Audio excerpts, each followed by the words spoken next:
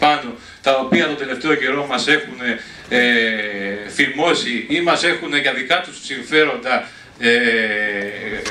ειρωνευτεί πάρα πολλές φορές για αυτά που πιστεύουμε και για αυτά που λέμε.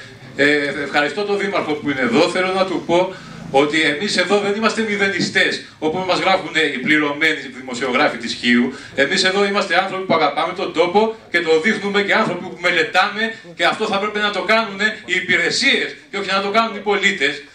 Και οι άνθρωποι που μελετούν και αγαπούν τον τόπο και δίνουν την ψυχή τους και το πάθος τους για αυτόν τον τόπο δεν μπορούν να χαρακτηρίζονται μηδενιστές και ενάντια σε κάθε έργο.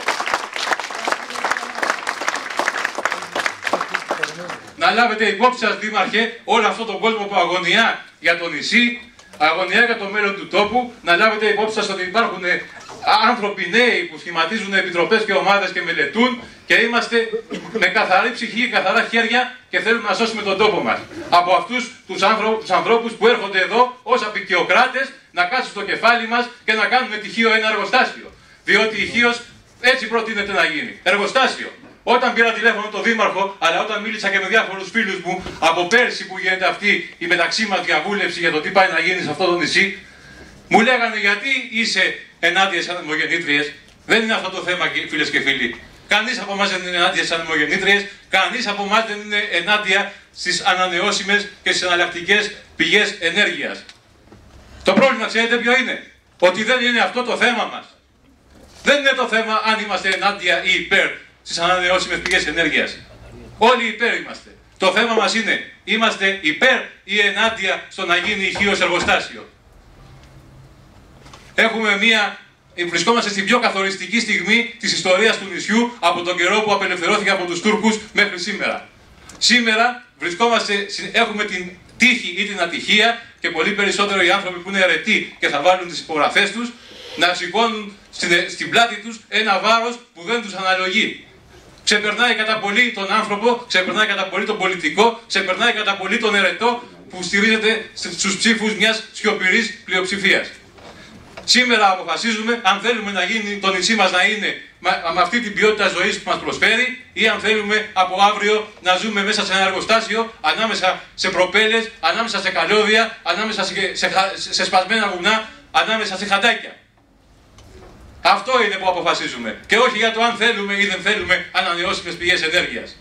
Έρχεται μια εταιρεία, επειδή μαζί με το Δουνουτού, σε όλες τις χώρες του κόσμου που πήγε το Δουνουτού, πάνε αυτές οι εταιρείες από πίσω και πέφτουν σαν τα όρνεα και λιμένονται τους τόπους. Έρχεται αυτή η εταιρεία μαζί με όλες τις άλλες που έχουν μοιράσει την Ελλάδα σε οικόπεδα, έχουν μοιράσει το Αιγαίο, ο Μυτιληναίος, ο Ρόκας, οι Ρώσοι από κάτω στην Κρήτη. Έχουν κάνει τα σχέδιά τους επί χάρτου και έχουν πει αυτοί εκεί οι ηθαγενείς έχουν τα καλύτερα οικόπεδα. Γεμίστε τους προπέλες, γεμίστε τους καθρέφτες, πάρτε το ρεύμα και αφήστε τους ένα νησί γεμάτο σίδερα και τζάμια. Και μετά που θα φύγουμε, ποιος θα τα μαζέψει αυτά τα πράγματα? Και τι κέρδος θα έχει ο τόπος μέσα από αυτά τα πράγματα? Είναι αυτό ανάπτυξη που μας λένε, ή μήπως είναι αυτό πράσινη ανάπτυξη? Ούτε καν ανάπτυξη είναι. Ανάπτυξη δεν σημαίνει αυτό. Η εταιρεία θα έρθει, θα στήσει τις ανεμογεννήτριες αυτές τις τεράστιες, θα δώσει εργασία σε ανθρώπους κατά την εποχή που στείνει τις ανεμογεννήτριες, θα φύγει μετά, τα έργα θα είναι στημένα, θα λειτουργούν με τηλεχειρισμό, θα έρχεται μια φορά το χρόνο ένα συνεργείο εδώ, θα τα συντηρεί, και αυτό ήτανε. Δεν προβλέπεται ούτε καν διασύνδεση των έργων με την τοπική ΔΕΗ για να υποφεληθεί το νησί από ρεύμα οικολογικής παραγωγής. Οι παραλίες της Δυτικής Χίου, η Σιδερούντα, θα είναι απροσπέλαστες. Κρατήσαμε το νησί μας τόσα χρόνια αλόβητο από τη λέλαπα του τουρισμού, και αυτό όλο το τουριστικό τελείριο ανάπτυξης που είχε πιάσει την Ελλάδα από το 1970 μέχρι πριν από 3 χρόνια. Το κρατήσαμε σαν χιώτες με την αξιοπρέπειά μας ανέπαφο. Γιατί με τον ένα ή τον άλλο τρόπο είχαμε απεξαρτηθεί από την ανάγκη να έχουμε αυτή την ανάπτυξη. Και πάμε τώρα να καταστρέψουμε το νησί ολοσχερός και ολοκληρωτικά, κάνοντας το εργοστάσιο. Αυτά θέλω να σκεφτείτε και αυτά θέλω να ακουστούν και να διαχυθούν στην κοινωνία. Η ανάπτυξη της Ελλάδας τα τελευταία 30 χρόνια, αυτή που τόσα χρόνια κάποιοι άνθρωποι έλεγαν ότι βαδίζει προς λάθος κατεύθυνση και λιδωρούνταν αυτοί οι άνθρωποι, αυτή η ανάπτυξη έφερε την Ελλάδα σε αυτή την καταστροφή τη σημερινή.